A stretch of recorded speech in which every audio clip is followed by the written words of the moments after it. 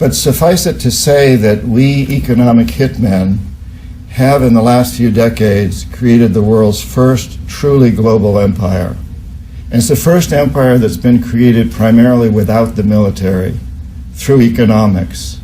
We work many different ways, but perhaps the most common is that we will identify a third world country that has resources our corporations covet, like oil, and then arrange a huge loan to that country from the World Bank or one of its sisters.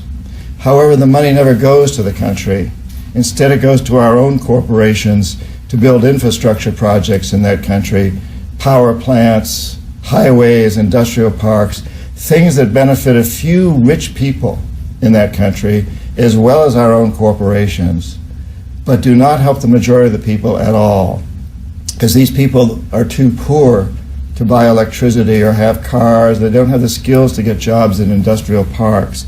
And yet they, the whole country, is left holding a huge debt. And it's such a huge debt they can't possibly repay it. So at some point, the economic hitmen go back and say, you owe us a lot of money, you can't repay your debts, so give us a pound of flesh.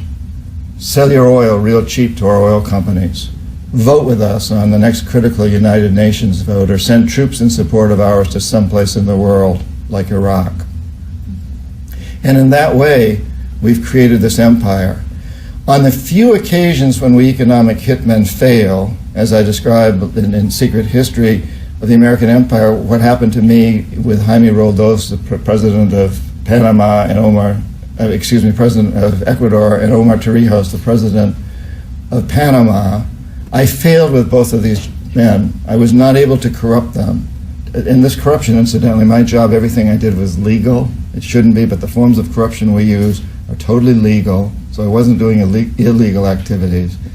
When I failed to bring them around, to get them to accept these loans, to get them to put their countries into servitude, then I knew that standing right behind me were what we call the jackals.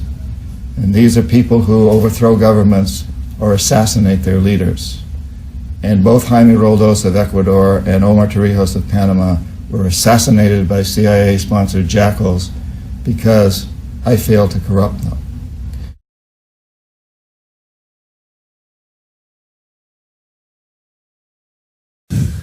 Exactly how much better are Green Berets than the SEALs?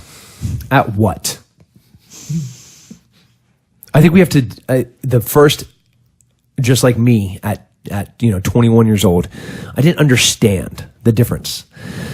So every special mission unit has a pretty well-defined mission, and all of them are different. I would never want to get in a gunfight with a bunch of Navy SEALs on a boat anywhere near the water. I mean, within like miles of water. It would be just a catastrophe. I also don't think that there's anyone on the planet besides Special Forces that can do a force multiplier like we can. You can take 12 of us, you can drop us in Venezuela, leave us there for 6 months, and we probably overthrew the government and placed the new president, in place and running the economics, the power plants, the commerce, transportation, and like each of us, the 12 of us, have like married at least 4 or 5 Venezuelans. Be like, that's people don't understand like why we have to speak other languages, why we have to go through economic and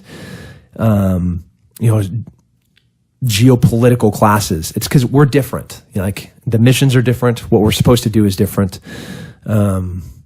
And because of a different mission, we end up with different products. And those products are groups of dudes that are the baddest dudes on the planet for what they have to do.